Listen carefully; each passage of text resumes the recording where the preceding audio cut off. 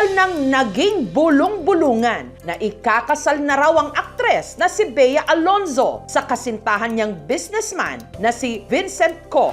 Yun nga lang, parang naging urong-sulong ito. Pero sa linggong ito, ginulantang na lang nila ang lahat ng napabalitang sa wakas. Ikinasal na sila, hindi sa simbahan, kundi sa West. Limitado lang ang mga bisita at pribado ang naging seremonya. Pero ang pagpapakasal ni Bea Alonzo parang nabasa na raw dati pa ng mga baraha. Taong 2021 kasi, sa kanyang vlog, nagpabasa si Bea sa tarot o tarot reader na si Nikki Vizcara. Meron kayo iniisip na lalaki, very pleasing naman yung aura. Yung connection ito sa life mo, itong lalaki na to is sa pera, sa business. Gusto mo nang mag-relationship. Yan yung sinasabi nito. You're longing for someone na... For life. For life. Forever. The hashtag forever. Ang tanong, ikakasal pa ba ako? 4 cards. Si Miss Bea. Ay, nakita ko may magkahawak ng kamay.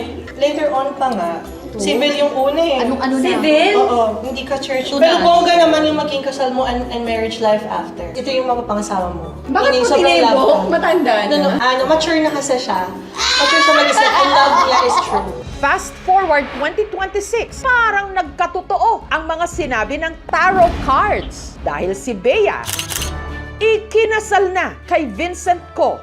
Totoo nga kayang ang love life makikita sa baraha? Ang tarot reader na si Jovi Vargas, mahigit 3 dekada nang nanghuhula gamit ang tarot cards. Karamihan daw ng kanyang mga kliyente, celebrities. Pabalik-balik sa akin ng mga kliyente. It means pag ang isang kliyente bumabalik, may nangyayari sa hula mo. Ang talagang kauna-unahan noon pa si Angelo De Leon, Aiko Melendez, Chris Aquino, Rupa Gutierrez, Pia Wurtzbach, marami. Isa raw sa naging kliyente niya, si Chris Aquino. Yung health niya dapat bigyan ng pansin noon. Siguro kaya naging paborito niya akong psychic. Ako nakahula kay Ay niya. Sabi ko noon sa kanya na, Ay, ang mapapangasawa mo, para siyang moreno na mukhang Hapon. Bata ito eh. Pero makikilala mo siya, yun talaga magiging partner mo. Pero, syempre, may mga issue na maaaring pagdaanan, na maaaring maghiwalay. Nangyari yung mga prediction ko kay Pokwang Long. Magiging love life mo foreigner, galing sa ibang bansa. At magkakaanak ka pa ng isang babae. Sabi niya, ha! Sa edad kong ito, Joby, parang malabo. With is happen. Nangyari yun. Bawat tarot card may sariling kahulugan. Ang The Lovers, sumisimbolo raw ng malalim na pagsasama, harmony, at mahahalagang desisyon sa buhay. Ang The Sun naman, sumasagisag di mano ng lakas, positibong enerhiya at tagumpay. Samantalang ang Ace of Pentacles, itinuturing na senyales ng oportunidad, tagumpay sa karera at kasaganaan sa pananalapi. Kung ang lover kasama ito, saka ito, that is total happiness. Ito naman yung hindi ko gustong card. Pag magkakasama ang card na ito with the lover, ito yung lover, at may death card, at ito may devil card, ito may tendency na malaking pagdadaan ng problema ng relationship na pwedeng mahantong sa hiwalayan. Isa sa mga nahulaan din daw ni Jovi, ang football player at dating miyembro ng Philippine Azkals na si Misa Bahadoran at ang businesswoman na si Riza Sison na kumonsulta raw sa kanya sa magkaibang pagkakataon taong 2018. Actually, kinakabahan ako kasi it's my first time. And that time kasi I was single for a long time. Wala lang, just for fun. Basically, mine was kind of funny. It's like, oh, I don't believe in this. Makulit sang friend ko kasi. Tapos, Joey brought me in the corner and he said, oh, I will start reading cards for you. Sabi niya, foreign looking, blue eyes. She said, oh, you will gonna meet a Chinese-Filipino looking girl and you get married. Hanggang aba, nagkatuluyan sila. Then I proposed to her in 2021. Then when we were engaged, we were planning to look for the lucky day for our marriage. And Riza was like saying, oh, meron ako fortune teller. Gusto mo punta dyan, tapos we will see the lucky number for our marriage. I said, who is this? I remember I said, oh, I'm the fortune teller. Your friend, di ba, ganito. I said, oh, hey, how are you, Jovin? And then my wife said, oh, this is the fortune teller that she talks to me. Nabasa rin daw ng mga baraha ni Jovi kahit pa ang mga magiging anak nila. Jovin kasi told us we will have first a daughter. But then the second one I said, hey, love, Jovi cannot be that accurate anymore. And then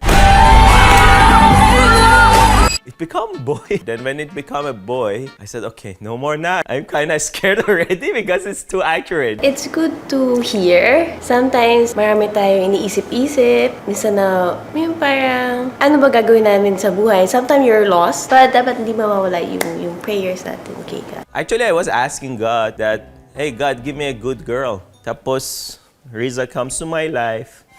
Ano naman kaya ang masasabi ng mga baraha ni Jovi sa iba pang kapuso power couples? May nakikita akong baby coming.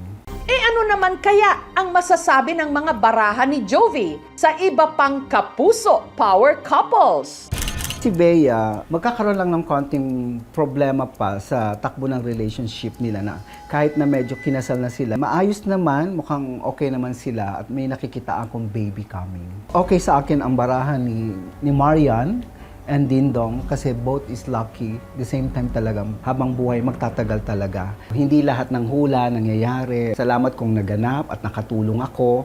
Pinaniniwala ang nagsimula ang taro noong ika-15th century sa Italy bilang larong baraha ng mga maharlika na tinatawag na tarocchi. Kalaunan, iniugnay ito sa mysticism, occultism at panghuhula. Ito rin ang panahon ng tinatawag na enlightenment. Ang rason ay mga tao pa rin ay humahanap ng kahulugan. At dahil diyan, gumagawa sila ng iba't ibang mga paraan upang makatiyak kung anong mangyayari.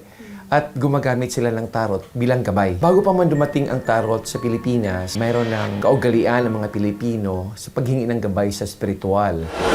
Pero ang original na takbuhan ng mga nagpapahula, saan pa kundi sa Quiapo, sa Maynila.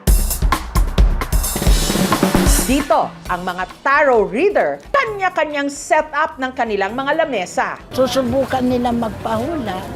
Sa dami ng manghuhula, di mo alam kung saan sila pupunta.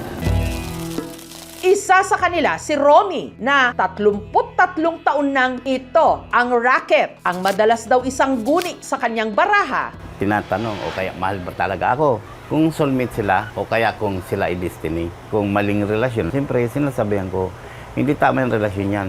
Itigil nyo yan. Kasi once hindi nyo tinigil, may karma yan. Pero hindi na raw ganun karami ang mga kliyente nila.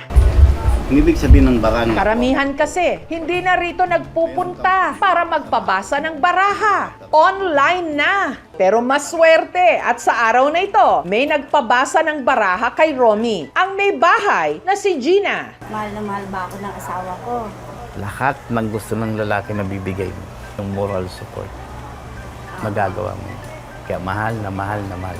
Gano'n po katotoo yung sinabi niya tungkol sa asawa niya, ma'am? Yung mapagmahal sa asawa, masikaso sa mga anak, sa asawa. Ginagawa ko yun. Pero ang simbahang Katolika may paalala sa mga tumatangkilik sa tarot reading. Ang tarot reading, pagpapahula ay tinututulan ng simbahan. Hindi pabor dyan ng simbahan. Kasi yan nailabag doon sa unang commandment. Ang unang commandment, thou shalt not have other gods before me. So ibig sabihin, ang Diyos ang makapangyarihan, ang Diyos ang pwede makaalam ng lahat at nakakaalam talaga ng lahat. Uncle ko pare, kasi hindi naman pwedeng idaan natin lahat sa hula. Mas naniniwala pa rin ako sa Diyos. Huwag masyadong nakarely ang mga tao sa panguhula. Siguro guide lang naman ako. Search ko lang kasi nandito ako sa Quiapo dahil naniwala ko sa milagro ng Nazareno, Santo Niño, Mama Mary. Ang panghula kasi guide lang yun eh. May mga naniniwala pero meron ding mga nagdududa. Para sa ilan, libangan lang ito. Pero isa lang ang malinaw. Hindi kayang sabihin ng mga baraha kung paano natin pipiliing mahalin at harapin ang bukas.